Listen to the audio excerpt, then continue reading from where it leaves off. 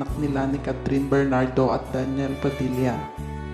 Tila nitong mga nakaraang araw lang ibinahagi sa social media ng showbiz couple na Katniel na sila nga nito ay hiwalay na. At kasabay nga ng pagputok ng balitang paghihiwalay ng mga ito ay kumakalat naman ang usaping ng bunga nga ang pagsasama nila Catherine at Daniel matapos ang 11 years. Ayon sa source, taong 2020 nga daw ipinanganak ito ng aktres at 3 years old na nga ito sa kasalukuyan. Ayon pa sa balita, nagtungo pa itong ibang bansa para doon manganak at para umiwas umano sa issue. Dahil ayaw nga ni Daniel na i-showbiz pa ang kanilang personal na buhay ni Catherine, lalo na ang kanilang pagpapamilya. Sa ngayon nga daw ay nasa pangangalaga nga ni Catherine ang kanilang panganay na anak ni Daniel. Dahil noong mga panahon nga ng pandemic ay nagkaroon pa nga din daw sila ng misunderstanding ni Daniel. At doon nga daw ay inilihim na lang ni Catherine na siya ay nagdadalang tao na dahil ayaw niya umanong madamay pa ang bata sa kanilang sitwasyon at ayaw niyang ma-stress.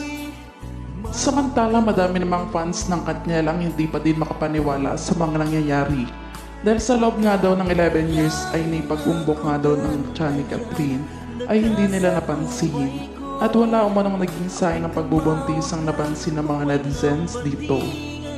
Inialin tulad pa nga ang dalawang ito sa magkasintahang sina Coco Martin at Julia Montes na takot pang isa publiko ang kanilang relasyon at anak.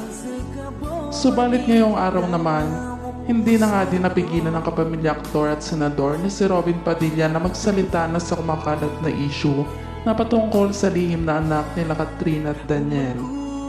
Ayon kay Robin, wala na umanong dahilan pa para itago sa publiko ang katotohanan dahil legal naman ang relasyon ng dalawang ito at ngayon nga ay hiwalay na sina Catherine at Daniel, kaya naman wala na umanong mawawala pa at masisirang karera dahil sa ngayon nga ay magkakanya-kanya na sila nitong buhay at karir. Dagdag pa ni Robin na sa poder nga daw ngayon ang pamilya ni Catherine ng bata. Nahihiram naman daw ito ni Daniel pag gusto nitong puntahan ng anak at nagsusustento pa ito sa anak kahit wala na sila ng dating girlfriend nitong si Catherine. May mga savings mga daw si Daniel na inilalaan para sa kanilang anak ni Catherine. Kaya minay-make sure na nga daw ng dalawang ito ang magiging future ng kanilang anak. At bago pa man daw, sana nito may kasal na sana. At aminin ang katotohanan sa publiko ang tunay na naging dahilan ng hiwalayan ng dalawa.